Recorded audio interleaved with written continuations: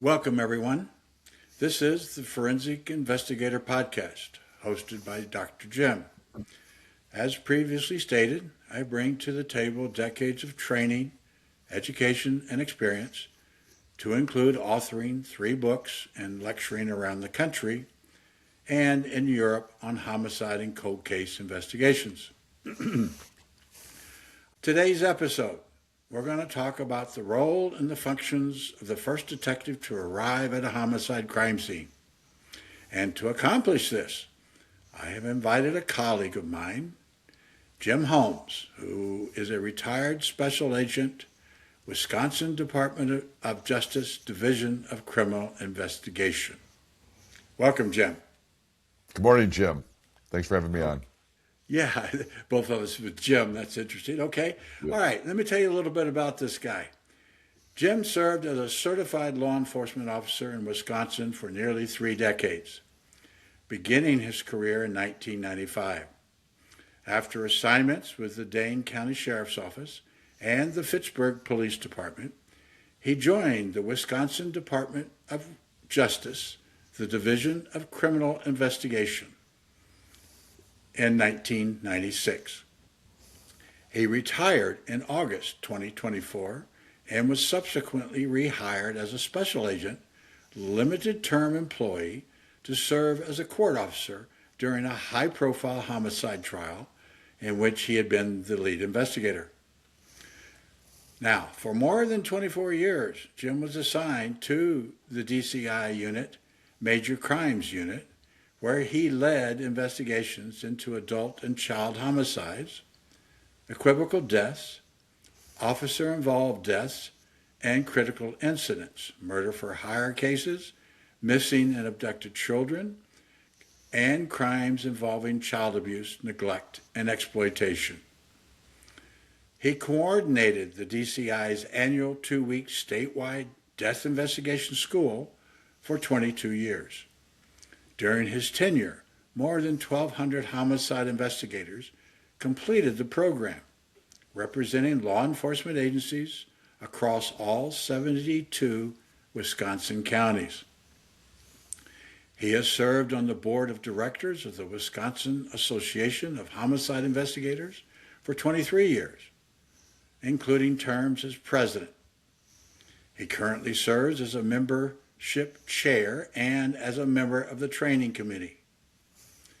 Jim also served 8 years on the board of directors of the International Homicide Investigators Association, a very well and respected organization, holding the roles of president, vice president, and northern regional director. In the final 5 years of his service, he was assigned to the Wisconsin Identity Resolution Team, where he worked on investigative genealogy to identify perpetrators of homicides and sexual assaults, as well as unidentified human remains. From 2015 to 2019, Jim, along with myself and many others, was a member of the U.S. Department of Justice National Institute of Justice Cold Case Working Group, contributing to the development of national best practices for cold case units. He served on the editorial review board for the resulting publication, National Best Practices for Implementing and Sustaining a Cold Case Investigation Unit. And between 2021 and 2022, Jim was my VP, or vice president, so to speak, my right-hand person, in the operations of the Homicide Guidelines Working Group, a national collaboration of homicide investigators who authored a book entitled Homicide Guidelines for Conducting Homicide Investigations by Detectives and for Detectives, which was published in 2022. And later, if time allows, we will discuss this book a little bit. I just welcomed Jim to the podcast a minute ago. And it is great to have you, Jim, on board. So with all that said, talk to me. Start with whatever you want to do. Okay. Yeah, Jim, it's for the listeners out there. I as was described in my bio, I have a lot of experience in working death investigations. And I always say death investigation because you treat every death investigation as a homicide. And when I would respond with a team of individuals to assist local agencies. That's the way we always treated any death. I'd say equivocal death, right? Investigation.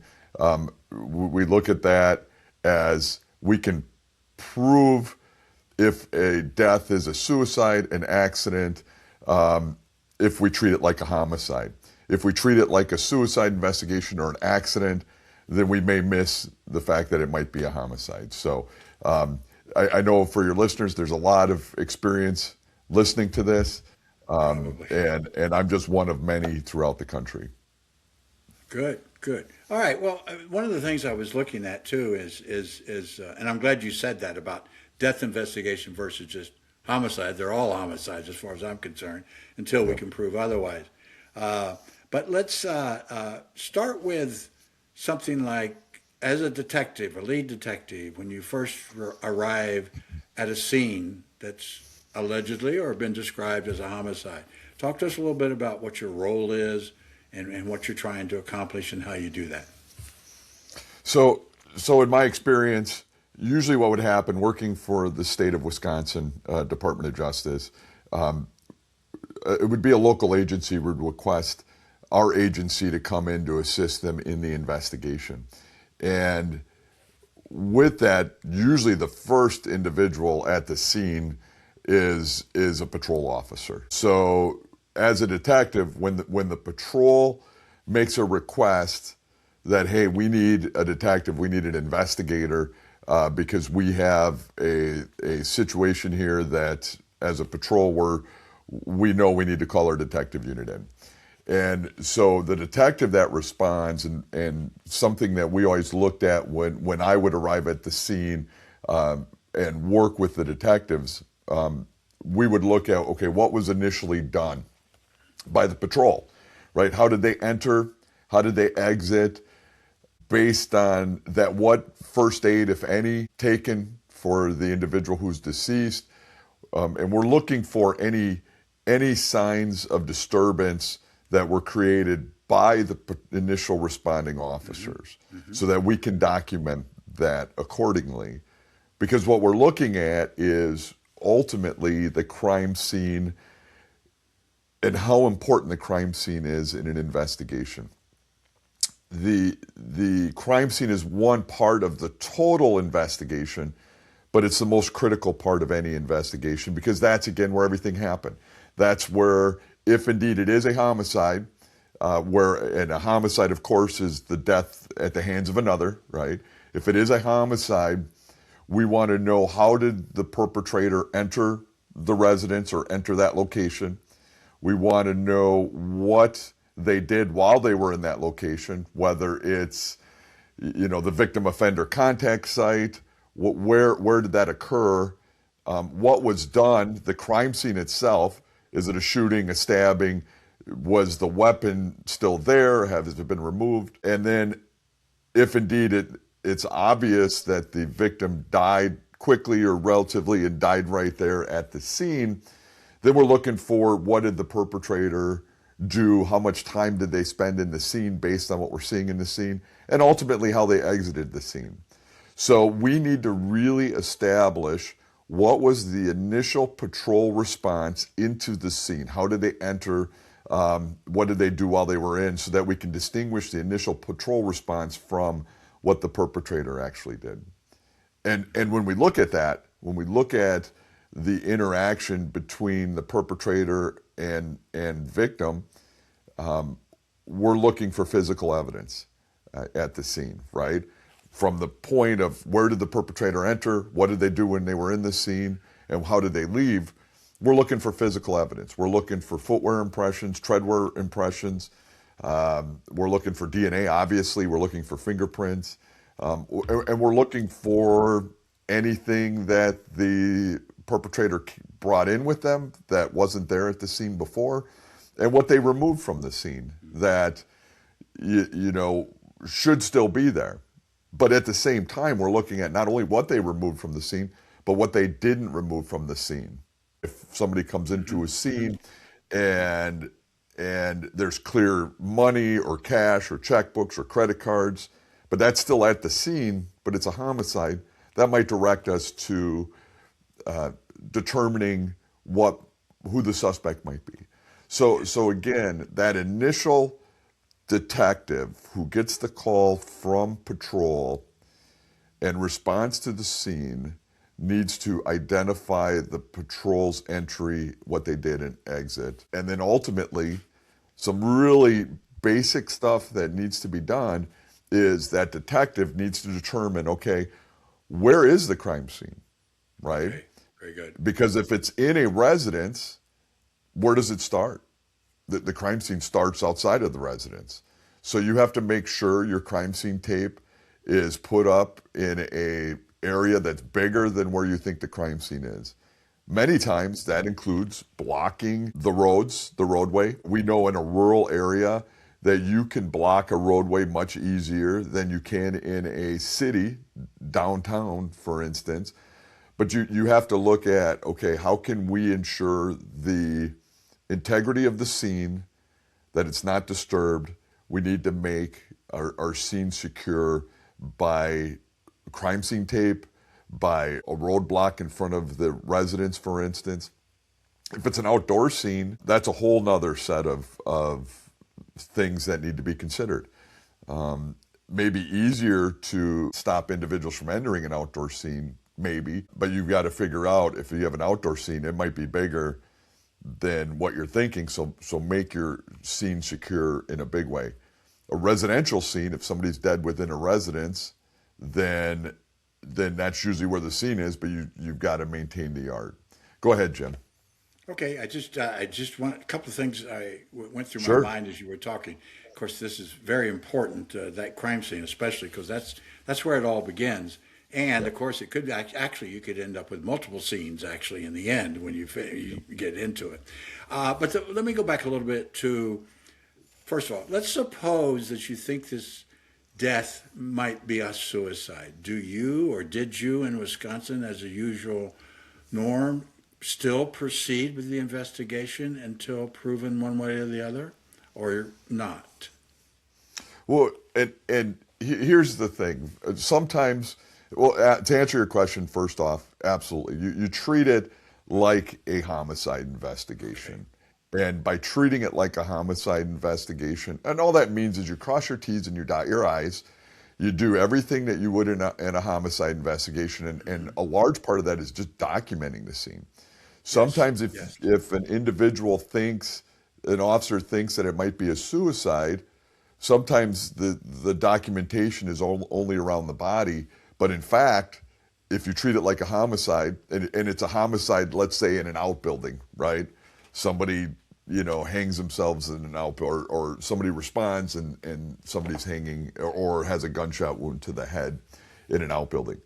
Well, if it's a homicide, if you treat it like a homicide, you're going to secure the entire area, and you're going to do search warrants not only on the outbuilding, but on the other buildings, the residents as well.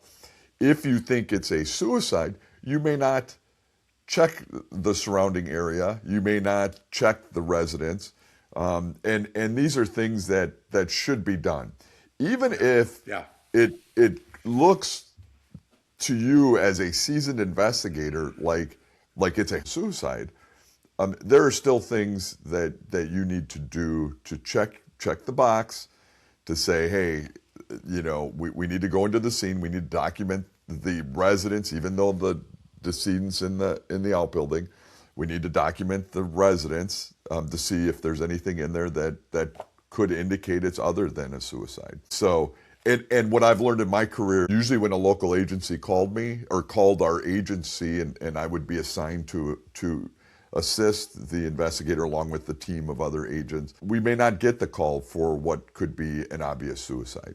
And where we get the call would usually it's clear homicide, or it's an equivocal death, that something isn't right, and that just further assistance in whether it's personnel, we need more people to assist us in this because we're going to have to do a lot of different things, or that's all I did for 24 years, and my partners for 24 years was death investigation. So looking for additional resources in that. And what I've learned in my career is that if you treat every death like a homicide, you will prove it's a suicide. Yes, you will prove absolutely. It's an accident. And so that's what it's important to treat every death as if it was a homicide. Yeah, I thought it was interesting. Sadly, I've seen a couple of cases in other parts of the country where the coroner would arrive and say, "Oh, it's a suicide," and the police would just turn around and walk out, and that's the end of it. And I've always been one, when I worked as a coroner, for example, those people stayed with me. Those police officers that had the responsibility for that scene, they stayed with me until we were certain, from the standpoint of collecting the evidence and everything. But I've seen other jurisdictions where sometimes the law enforcement just, because it's not a crime. And if the coroner's already in a little early stage declared it a suicide right up front, then everything changes from that point on. So I'm glad to hear you say what you said, and that it is something that we pursue because we still want to prove it one way or the other. And I think that's a responsibility that investigators, forensic or otherwise, have to our communities and what we do. So absolutely. And to add to your point, Jim, is that if it's thought of to be a suicide, well, is an autopsy going to be done?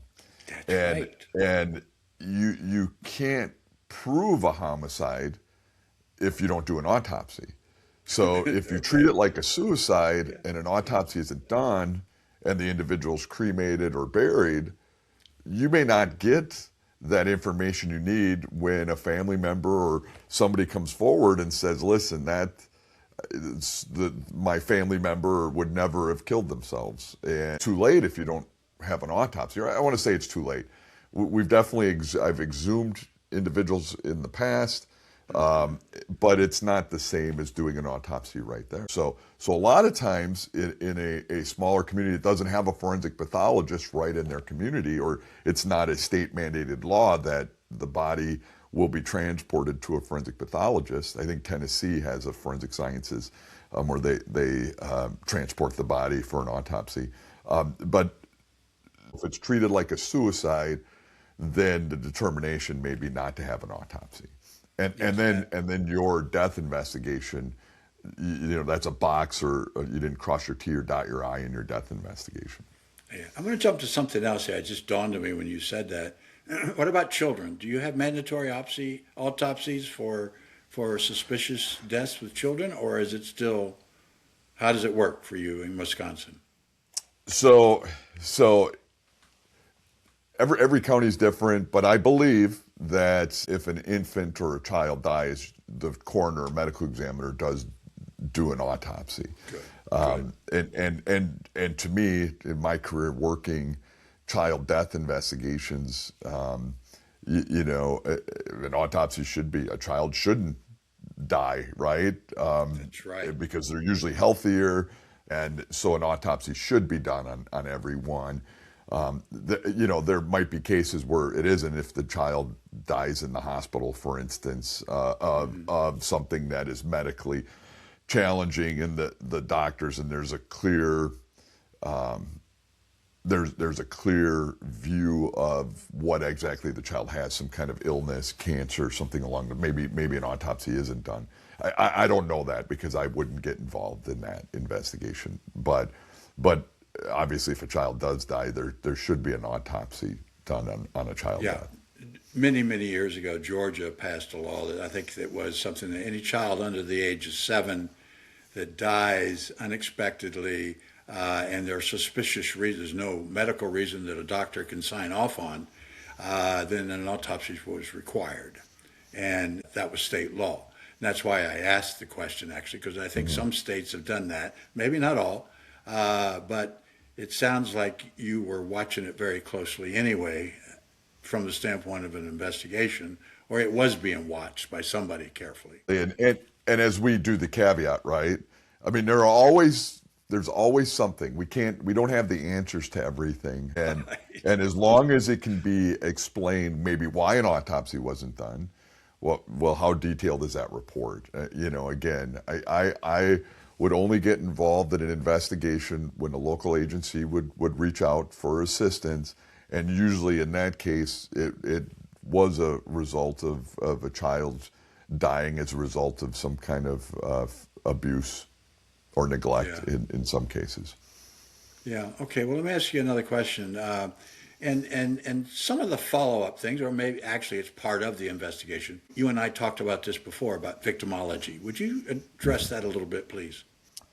So as the initial detective to the scene, right, we talk about securing the scene, entry, exits, identifying, obviously as part of the scene, it's making sure somebody is there who will be able to do the evidence collection in a systematic, organized search and forensically collect evidence, right?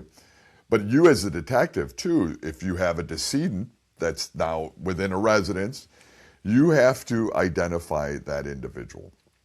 And most of the time, you can identify the individual who's dead relatively quickly.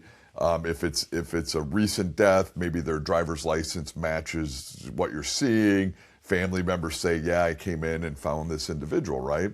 So as knowing the individual, in order to determine victimology, you need to interview everybody who is associated with that individual.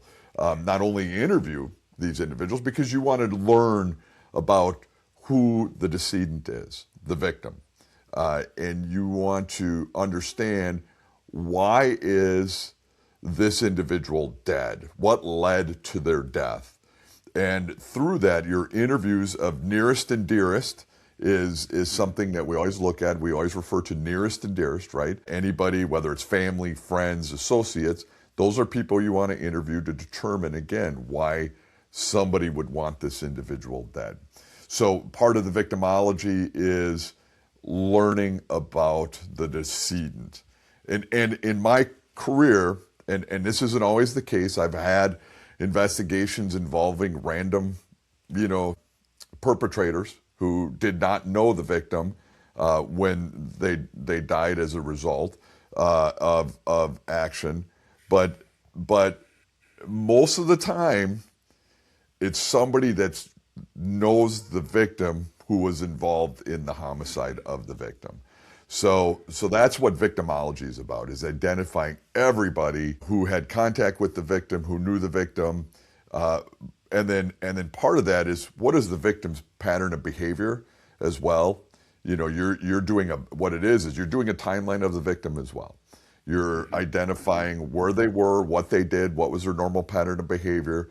Did they go to a grocery store every Tuesday and use double value coupon? If it's a 50-cent coupon, you get $1 off, right? Every Tuesday until this Tuesday they didn't show up, and then subsequent Tuesdays. Well, that means they were likely dead before that Tuesday. Why didn't they show up by that Tuesday? So we want to learn their pattern of behavior, and again, that looks for the window of opportunity, because part of victimology and building a timeline of the victim also determines when was the victim killed. Their normal pattern of behavior, and all of a sudden stopping communication. So we look for when was the victim killed, and then also that helps us build of our potential persons of interest, where were they at that time. Yes. So that's why victimology is so important in our investigation. So you, as the initial investigator, if you're taking over this investigation and you identify the victim, these are items that you have to consider.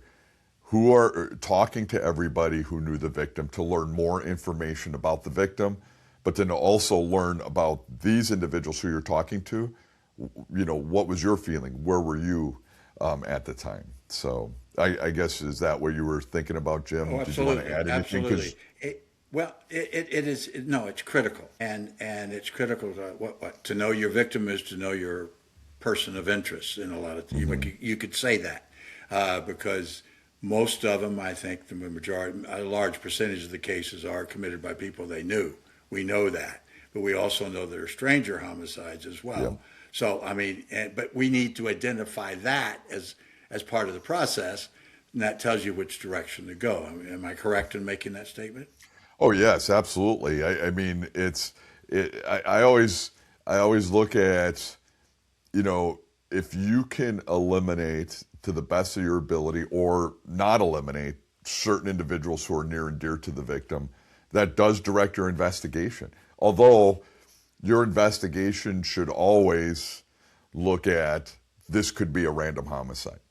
Yeah. And that's Okay. why you're part of another critical aspect when you're the investigator responding to the scene is that neighborhood canvas. Oh, yes. The doing the interviews of neighbors, but also identifying any video evidence in the neighborhood, because even as many investigations lead us to believe that the victim died at the hands of somebody who knew them, and we're doing that investigation, we can't get confirmation bias. We have to get that this could be a random homicide. And so do not get tunnel vision on anybody. Treat every person as a potential person of interest until they can be eliminated. Yeah, and you're absolutely right. The bias thing is something that I know we face a lot, and sometimes it Mhm. comes right. It sneaks in on us. You know, we end Mhm. up doing things that we realize, well, we shouldn't be doing that. That's confirmation bias, and we need to make sure we correct it. All right, let's. We haven't got a lot of time left, but I'd like to go on a little further. Technology. All Yes. right. A lot has happened in the last, especially the last 10, 15 years with technology, from obviously investigative genealogy or investigative genetic genealogy to even cell phone coverages and what we're doing. Can you just touch on it a little bit? I don't want you to spend a lot of time with it, but just Yeah. how has it made a difference for you in the investigative process? So digital technology, whether that's cell phones or even, and although social media is different than digital technology, it's all encompassing. It's a way to allow us to determine again with technology, um, identify when the victim died. Right? Here's Yes. a Okay. person that texts or calls or uses social media all the time, and now they're not. And so looking at their call logs, looking at their social media content, that also gives us individuals who they might know that we want to reach out to. But Sure. it also puts, for digital technology, it's been tremendous in assisting in identifying individuals that we need to talk to, whether it's video evidence, where we have a vehicle, we have a person walking down the street at a certain time, we have somebody that's out on the porch that might be a witness.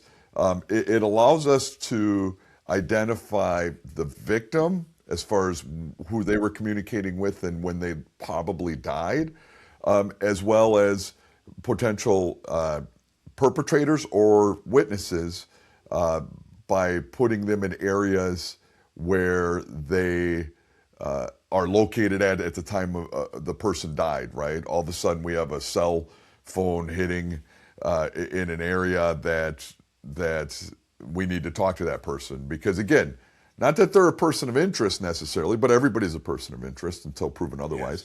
Yes. But at least a critical witness. Maybe they saw something that nobody else saw, a green minivan in the area around that time period. And that becomes really, really important. Again, can't say enough about video evidence in cases to identify who was in an area that might be a critical witness, and for that matter, who wasn't in an area that they said they were in, but we're not seeing them as well. And Yeah. there are different Yeah. reasons for that. There's the frame rate of video cameras and things of that nature. There's Uh-huh. motion detected cameras. So we look at that as well when we're looking at digital technology, whether cell phone cameras, anything that might help us in the investigation.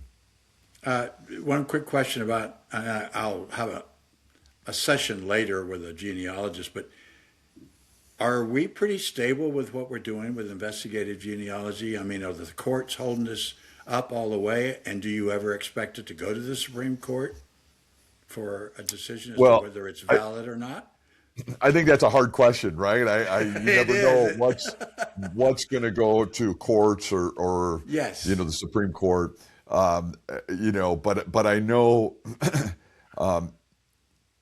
I know in doing investigative genealogy, there's a process. There's an acceptance as well. In most cases, in order to use investigative genealogy, you have to make sure that other investigative tasks are accomplished. Accomplished. You Yes. know, Yes. as well.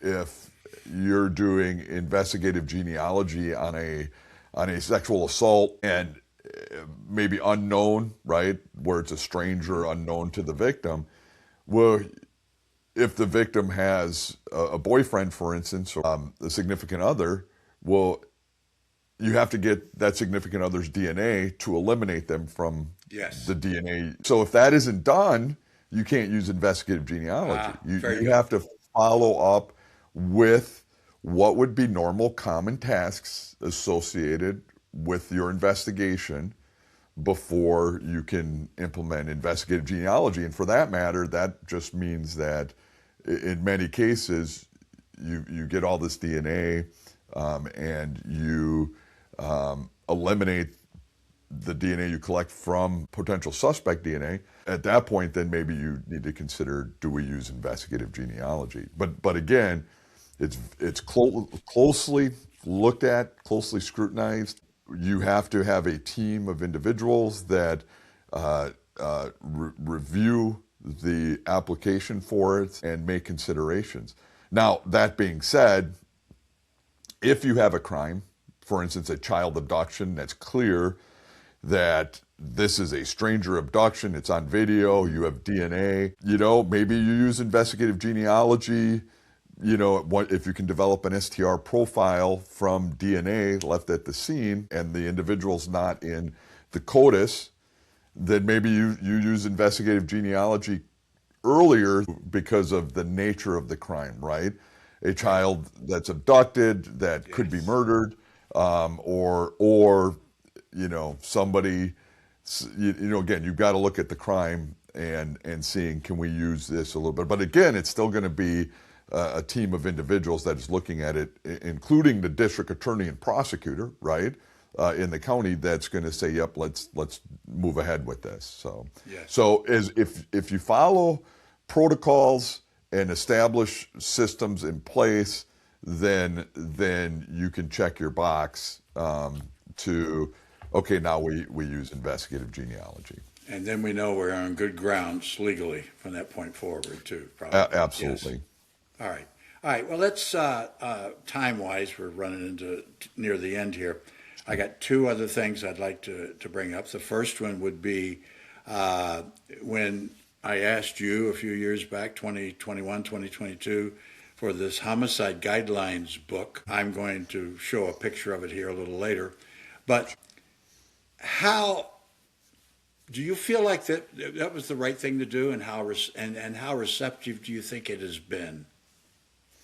So the guidelines for conducting homicide investigations by detectives for detectives, Yes. right? Yes, there we go. When we put together, when you in particular put together this team of individuals throughout the country, well respected individuals who Absolutely. I look up to and am amazed that I got to be a part of working with these individuals. That it's a tool.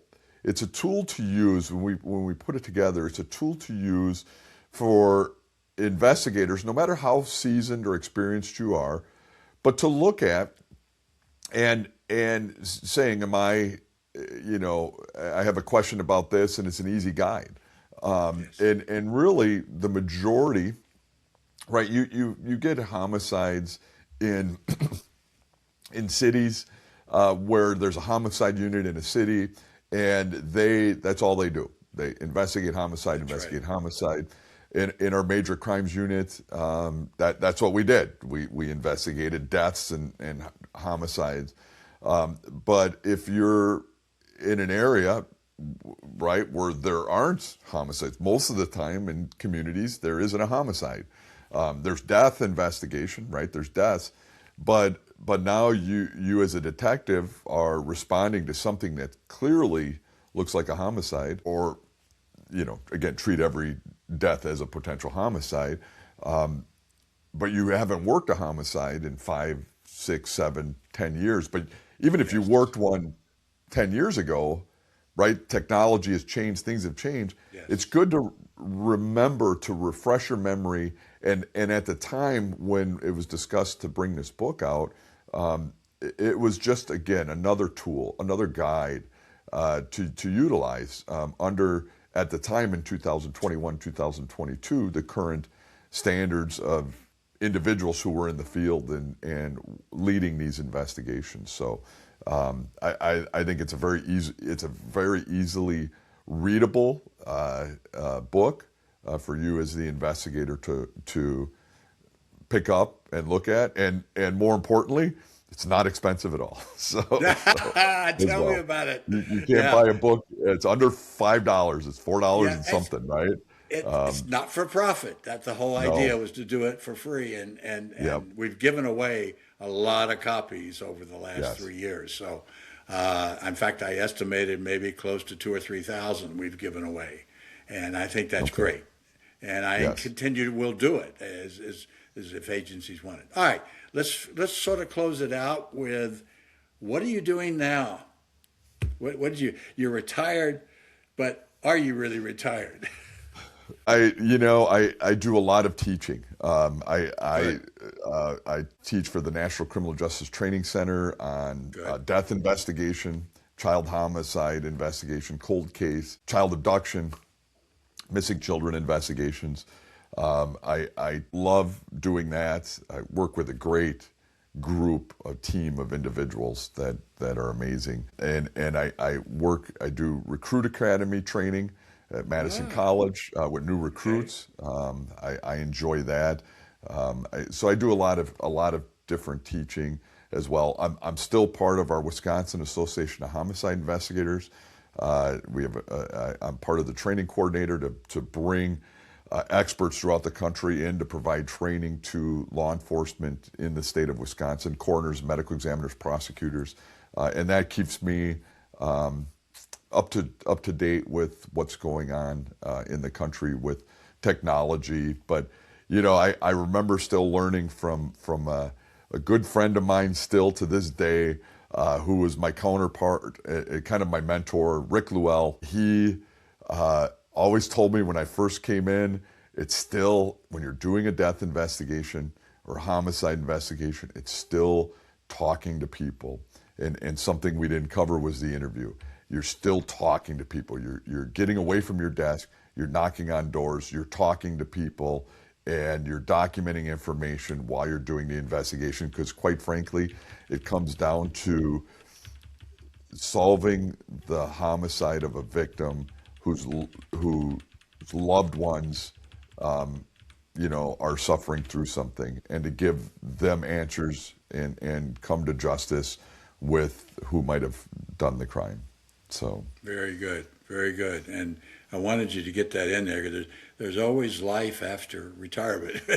There's always things happening. So that's good, and I really appreciate it. All right, let me continue with a couple of things here, administrative mainly, before we close it out. And I'd like to say from this podcast, I hope that everyone has learned a little bit about what a first responder detective does at a crime scene. It is a tough job requiring multiple skills, teamwork, and assistance from so many disciplines. So differences from different disciplines in the forensics and from the standpoint of investigators as well. Plus, I must add that from my standpoint, and I'm sure my listeners will agree, we have heard from one of the best in the country, Jim Holmes. All of the things he has mentioned are critical to a successful criminal and forensic investigation. So, Jim, I want to thank you for being with us, and I hope you have a great day, great week, great month, and a good year as well. To my Thank you, Jim. listeners, you're welcome. Please, thank you. To my listeners, please join us for the next episode.